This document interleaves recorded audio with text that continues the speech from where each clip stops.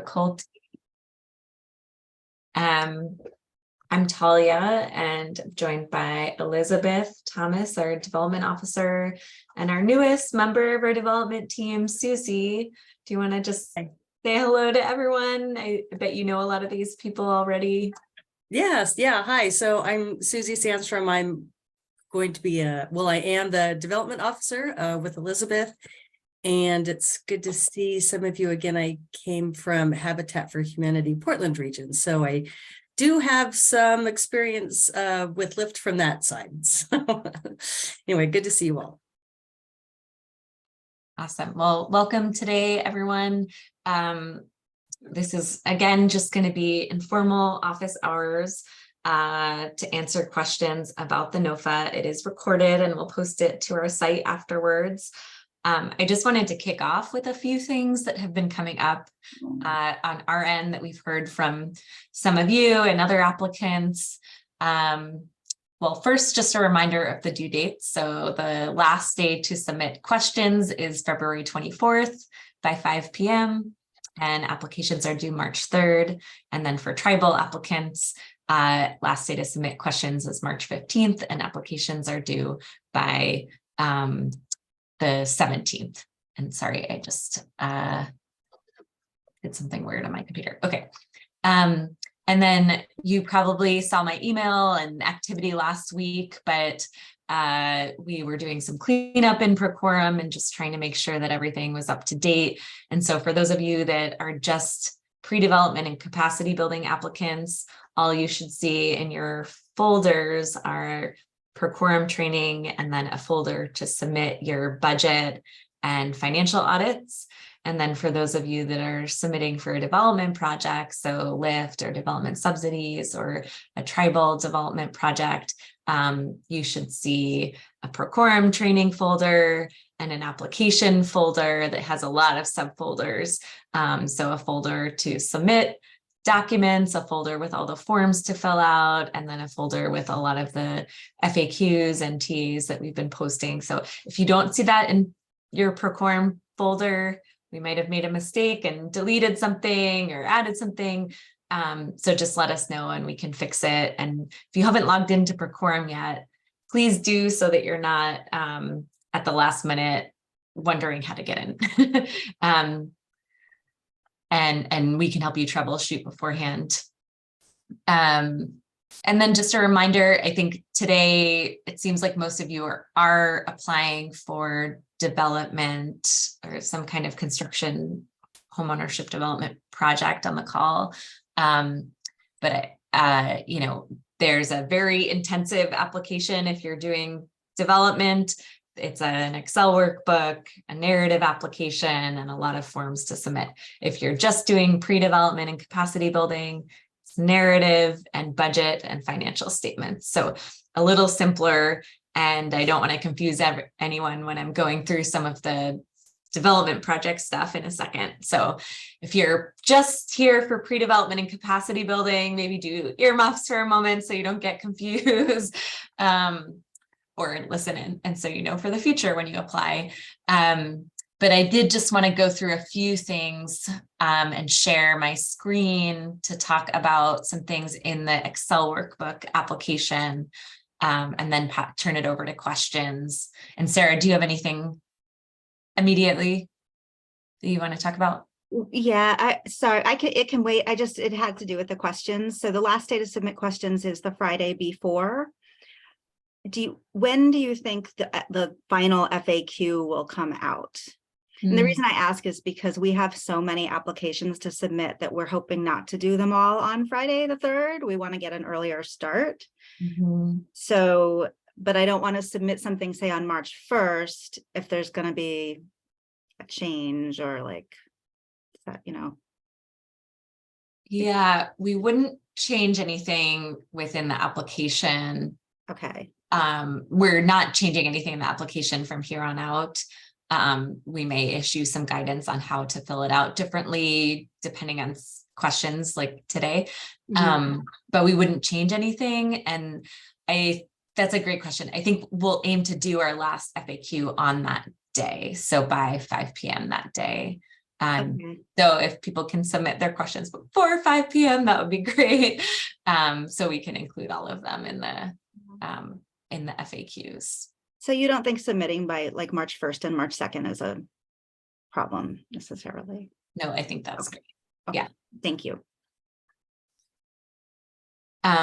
Okay, I'm just going to share my screen briefly just to go over a few things that people have asked about on a few different tabs of the development application. So as many of you know, this application is based on LIFT applications and based on applications that we use in our homeownership, in our affordable rental housing division, and we're kind of testing out we're testing out some adaptations to it. So hopefully by next year it'll be a little smoother. This is the first tab, the project information tab.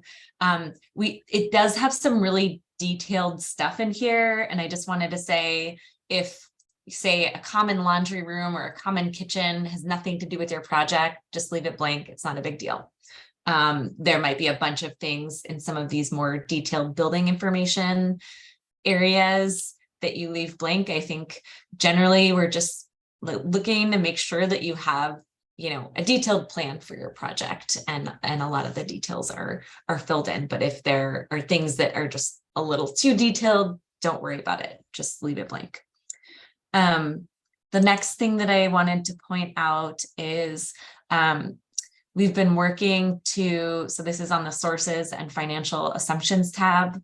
We've been working to just get a better sense of how you are thinking about the subsidy in the home, and different sources that you're bringing in to make the home affordable to the homeowner, such as DPA that goes directly to the homeowner, and DPA that's a second silent that stays with the house for all future homeowners. And so this column N was meant to kind of show that subsidy that stays with the home. I think my sense is that this is more confusing than and less maybe enlightening in telling the full story here. So if this doesn't apply to your project, or it's causing some confusion, just leave this column N blank. And really we'll be looking at your at the questions in the narrative to really understand how you're pricing the home, how you've come up with the affordable home price, how you're thinking about the different investments in the home. So if this is causing confusion, just leave it blank. And same with this line 126, and I'll post this in the FAQs as well if you're not taking notes, but line 26, if this is confusing, if it messes with your project budget, just leave it blank. I think it was something we were testing out and probably isn't the right way to get this information. So sorry for the confusion. And if it does make sense, add it in. If it feels redundant and not helpful for telling the story of how you're financing this project, please just leave it blank. And then there's just a few. So while we're on this page, it's come to my attention that so let me just go down to the bottom. Our hard cost contingency factors in some of the site work, and that's because we don't include a pre-development contingency in here. So the hard cost contingency is kind of serving as the pre-development and the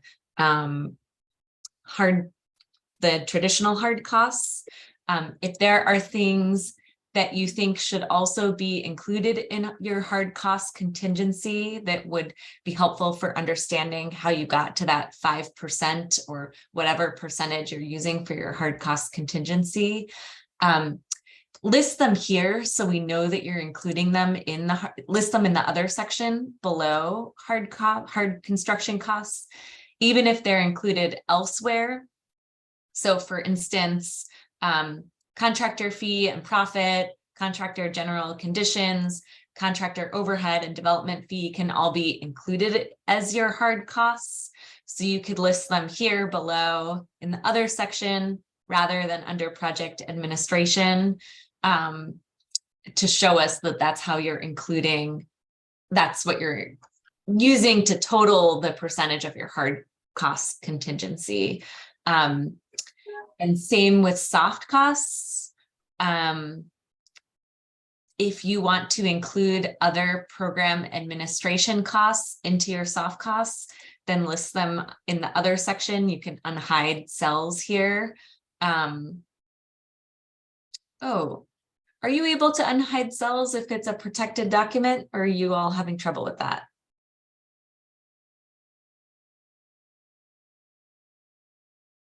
I'll pose that in the chat, and maybe I can get some feedback from folks. Oh, actually, I can't see the chat right now. Maybe you are answering. Yeah, so just that's how we're dealing with that. We don't want to make any changes to the budget template or this whole Excel document at this time. And then the last thing before I just turn it over to questions is just that we're hearing some concern that the RS means doesn't really isn't a great measure for telling whether cost containment is, it's not a good measure of showing the balance between quality of housing and containing costs. And if you're scoring low on this section, just know that you are probably not alone. This is only 6 points of your application, and likely other people are in the same exact boat. So, so we will be reevaluating how we use RS means in the future. We know that it's kind of an imperfect tool for looking at costs, but just bear with us with that for now. So with that, oh, you can unhide it. Thank you, Alma.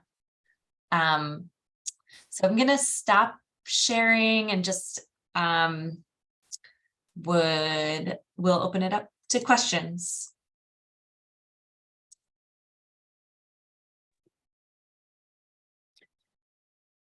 I guess I do have a question, but it's in the connected to the pre-development and capacity building. Do I wait to ask that question? No, yeah, this is a good time. Thanks. Yeah. Okay. I'm not 100% sure how or where this application gets uploaded.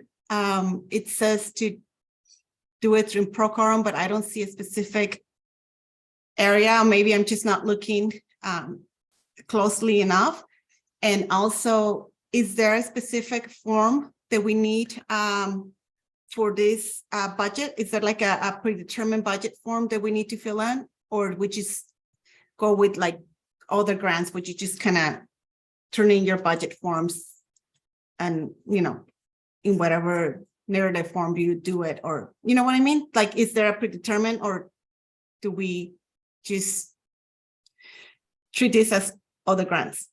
Yeah, there's no template for the budget. You can submit your budget in whatever form you want. Just make sure it shows the, you know, expenses and other funds for your project or program that you're proposing.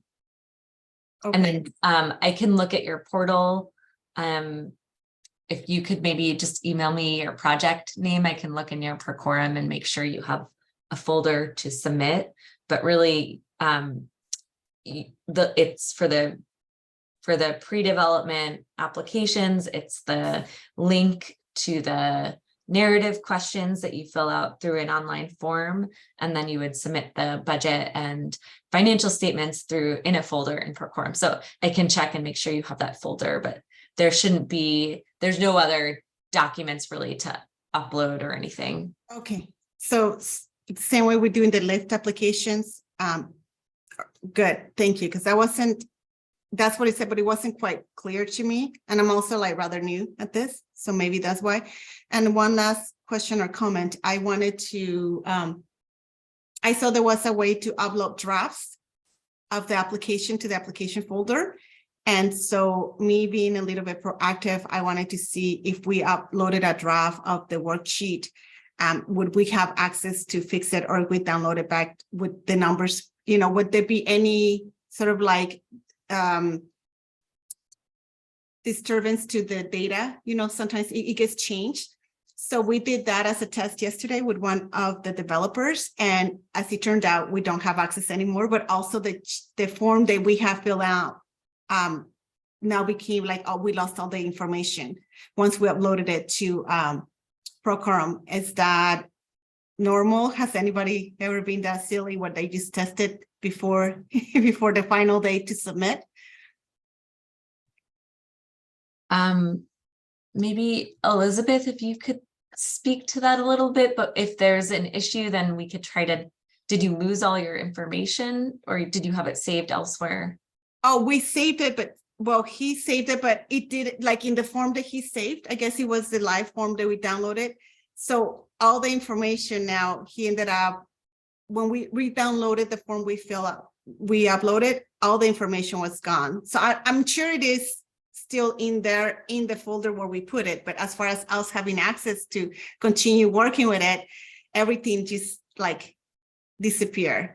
Even the forms that we had on our end and he had saved in his computer, it just, everything was reset to a clean worksheet.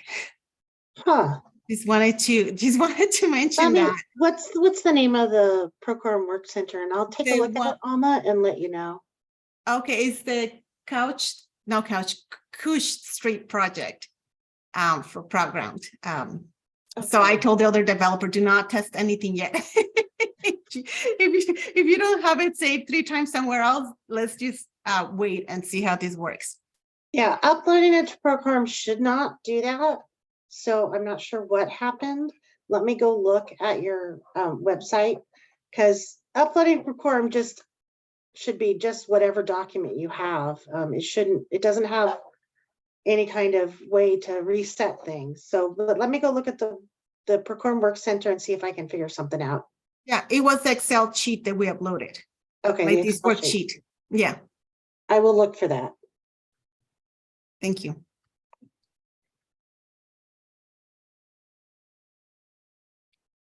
I had a quick question, Talia. I know you and we've emailed a little bit about this, but with regard to the phase 1 environmental study, if an organization knows now that they may opt out of the phase 1, do you want that opt-out form provided with the application?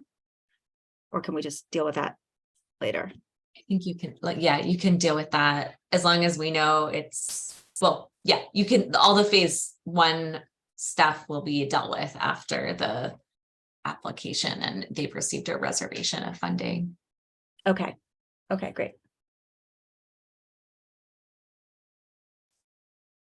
We did get a question that I haven't yet answered just before the session for scattered site projects.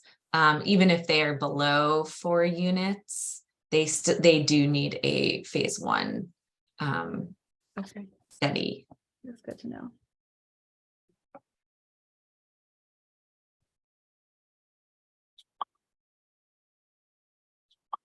If nobody has any questions pending, can I ask another one? I want to take anybody's turn. I just received an email from one of the developers, and I'm trying to see. I got a screenshot of the worksheet, so I'm trying to figure out where this belongs. But there's an email that is asking me about under the net profit calculation. That's what I see. If the referred developer fee should be included there. Yeah, that is included in the deferred developer fee. Yeah. Oh, okay. Yeah, any developer fee should be included in that. Okay. And the other one is under home assumptions. He wants to know, what do we need to do to get 6 points? I'm sorry if this, I don't understand the context, but I'm hoping you do have more context to this question, unless I find it. Is under home assumptions. Huh. I'm Is not, well, quantitative scoring. How do we get, what do we need to have to get the full 6 points? Trying to figure out where talking about the cost containment. I'm looking through the cheat. You know what? I'm gonna pause and find in this cheat to see where that screenshot belongs to, because he didn't send me the cheat. So I'm just looking at that scoring and then the question above. So let me take a look. And then I have a question about, our project is a scattered site project. And so when I'm looking at the site plan, this is on the narrative tab. The site plan must include the following information. So some of that information to me seems like it pertains to multifamily. So that's one question I have on it. Things like trash holding areas, fencing between buildings. So I'm not expecting that we'll have, so it's saying that the site plan has to include all these, but I don't think those all apply. Our projects are all, the builds are all detached, single family. So I'm confused by that, like. If it doesn't apply, then yeah, don't. Okay. And then also, so for us over the course of 3 years, we're gonna have this level of detail as we build out each house that's part of this project. We don't have that level of detail for a site plan right now for each of the lots. So what recommendation do you have for us on that? Yeah, that's a tough one. And I might have to get back to you on that. I guess my question back to you is, how are you coming up with the budget for each house if you don't have the site plan yet?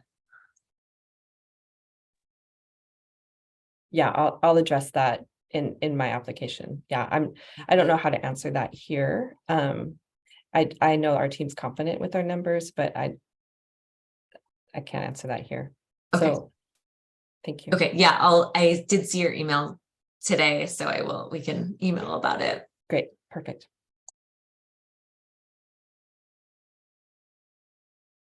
Can I ask a question?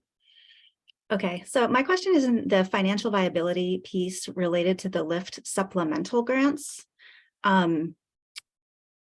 So this may be just too stating the obvious, but they ask you to justify the need for the supplemental grant funding. And generally what we're finding is if our land is appraising at a lower value, we just simply can't, it's not eligible for the full LIFT funding. And so this is to basically supplement the funding request so that we can complete the project. Is it as simple as that? Are you looking for something more? I think as yes, it is that simple and as detailed as you can be about how this will make a difference in helping, like why maybe if that didn't exist, you wouldn't be able to leverage the LIFT funds to get this project through. I think that information is important for us, maybe to see not only how you're using those funds in association with other funds that you've brought into the projects, but I think that information is helpful for us, helpful data for future rounds and future budget asks. So I think just as much, you don't have to, you're already providing a lot of detail in the application. So I think, yeah, just just showing us how that will make a difference in getting your project across the finish line. Susie, Elizabeth, would you add anything there? Okay. Okay, so then I guess a follow-up is that because the supplemental funding is a grant and LIFT is, you know, technically a loan. And maybe again, this is something that we think about at the time of closing the loan and or executing the grant. Are those on the same timeline? It takes a minute to get the loan closed. The grant agreement, I'm thinking, could be executed quicker. I'm just kind of thinking, I'm having affiliates ask me about how to plan for when they can actually access some funding. And I understand how it works on the LIFT side, but not on the supplemental grant side. Yeah, that's a really good question. So we're going to structure the grant with terms that align with the LIFT loan. So Okay. it might be predicated on having the LIFT loan in place. Because it's basically just adding one more year of affordability to the LIFT loan in exchange for the grant. We can look into if there's a way to maybe try to fast track the grant before the LIFT loan. But we don't know that how a lot of that is contingent on kind of what guidance we get from the Department of Justice on how we do these agreements, and we haven't gotten there yet. Yeah, no, I think that's okay. And I'm not being asked to access those funds immediately. We just weren't clear on how the grant would work on the grant side of things. So that's helpful. Thank you. And with the closing of, well, both the grant and the LIFT loan, the timing of that is really up to the partner. I mean, I usually say it's an average of 6 to 8 months since I've been working. But we can do it faster. So, I mean, I can do it in 2 months if the partner has everything that they need, you know. So if it's something like that, please do tell your affiliates that, to contact me if they want to close quickly, or Susie, if it happens to be one of Susie's loans. Okay, thank you. And by the way, we're splitting up by project name. So I'm going to do like the A through H's and she's going to do the J through Z's.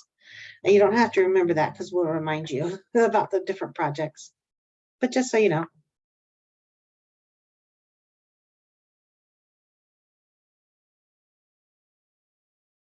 Oh, Alma, I see. Yeah, cost containment. What do we need to score? So that's actually written in the tab. It shows you if you are greater than or equal to the RS means for that type, then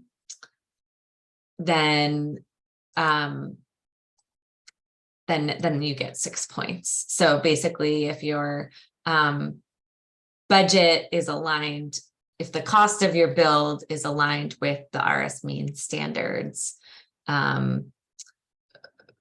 or less than, sorry, I said greater, but or less, then you will get 6 points. And that was something that I brought up earlier, this is what that section that the RS means might not fully capture what it costs to build your home and is not granular data related to different regions in Oregon.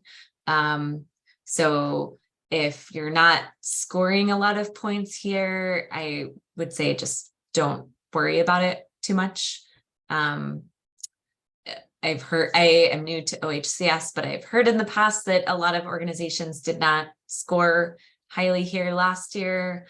And I think we'll be looking at how we better capture efficiency and good stewardship of building with and funds with the building. Really, we want people to live in quality homes that are going to last a long time. So I guess I would just caution not to worry too much about this one. Thank you.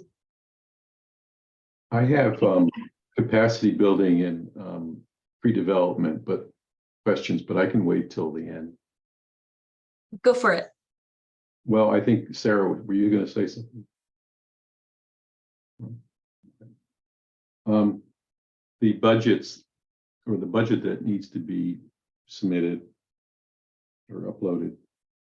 Just I wanted to clarify, we did two budgets. One is sort of a total budget with all sources and uses, and then a separate budget that shows how, tracing the, that specifically traces the award if it were awarded, so that it can be sort of transparent where it falls in the budget, because it's hard to call out when it's a comprehensive budget. And is it all right to submit to? Okay. Yeah, that would be great. I think the more our reviewers can understand what you're showing us, the better. Yeah, thank Yeah, you. it was hard. Yeah, it was hard for us too until we did that. So, and related to the budget, because these are, this is an early stage effort, and the sum of the sources, including this grant, but some foundation money and actually county money, and I think some other just general fundraising. Even when we input the sources, there's still a deficit, of like 5 or 6%. So the budget doesn't like balance to zero for the comprehensive budget, because we explain in the narrative that additional fundraising will occur, and we're just wondering whether if we show a negative number in the budget, whether that's like, that's a problem, you're disqualified, and therefore we should just plug a number in the top line to balance it.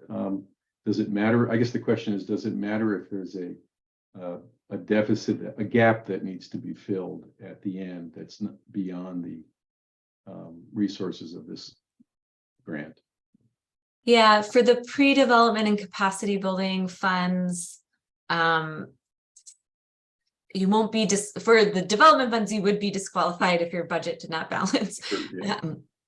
For through development and capacity building, we won't disqualify you if your budget doesn't balance. I think we'll just look to see The narrative that what your plan is for making up the difference, how feasible would it be for you to complete the project, say, or downsize your project if you don't get all of the funds that you need. So what do you will be able to make happen over the course of the grant, and then maybe what might. We'll explain it then. Okay, awesome. Technical question. Since we haven't really, we've opened up the online system for submitting, but it's basically taking whatever we're drafting and cutting and pasting for the narrative responses into the system, correct? Yeah, so that it's through Smartsheet, and yeah, there will just be fields and you cut and paste it in there and then submit. So it's doing the word count. So if you're 500 and it's doing a word count to make sure you don't go over. Is that correct? It doesn't have that built in. Okay. The word counts. So if you're 500, so we're not. If you're 305, it's that's not okay. Like, yeah. The last question. I'm sorry for some people who are just development oriented but which is, we call it question 13, but it's the last question. One of the sub questions of it, it's like, how's your project informed by the community it will serve? And really, when it's how will the project contribute to eliminating racial homeownership gap issues in Oregon? Since ours is a rural application, and the county is doesn't have a great deal of racial diversity. There's some, and it will address some, but it won't be as significant as it would be in more diverse, particularly metro districts or metro areas. Do we just explain it that like as such? Because it's a 5-point question. I mean, if we don't have the issue, I mean, like, we don't really have, we're not going to be,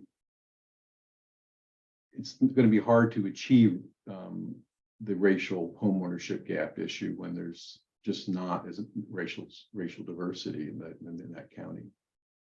Yeah, I mean, you know, I think you can share the demographic makeup of your county. We would be looking to see that you're at least planning to serve a representative or more BIPOC individuals than that are represented in your county.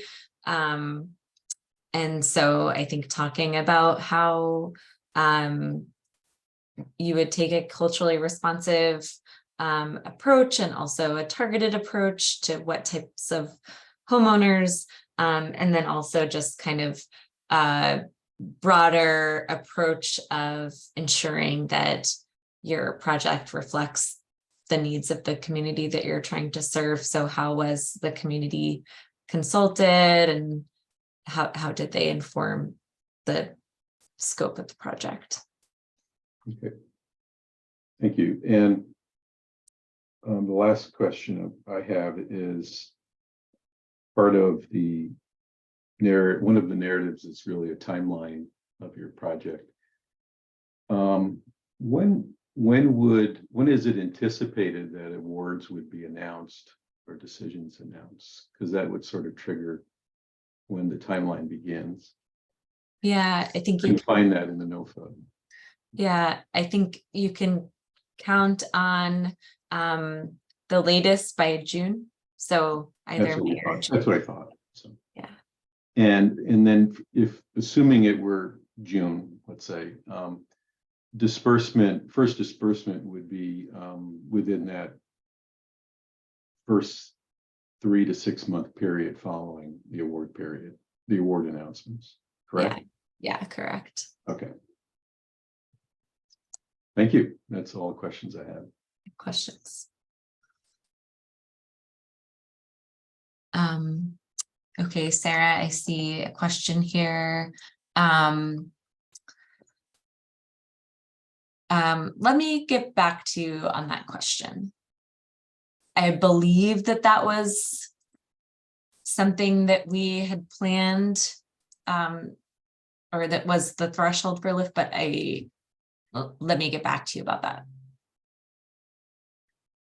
Okay, no, that's great. I was just reviewing the percentage of the funding that goes to urban, rural, and so on. And we have one large urban project. Yes. That would be over that 20%. Mm-hmm. Yep. So I have a follow-up to something Jeffrey said. The pre-development capacity building, that project needs to fall within the time frame that ends like June 30th, 2026, correct? We just okay, that was my understanding. Thank you. Right, but just a follow-up on that. Yeah. I was going to say, it's a good question. My assumption is that means really the funds have to be dispersed and expended before June, the June 20, whatever the last year is of the grant period. It's not, you can't make any disbursements after that last June period, correct? Or you have to spend the money before that period. Yes, yeah, that would be the goal. Yeah.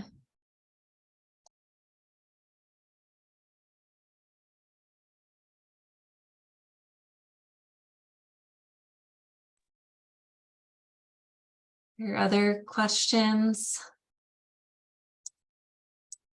Okay. I know you all know where to keep asking questions through the email. We'll be posting another FAQs tomorrow because there have been quite a few questions coming in. I know we didn't post last week.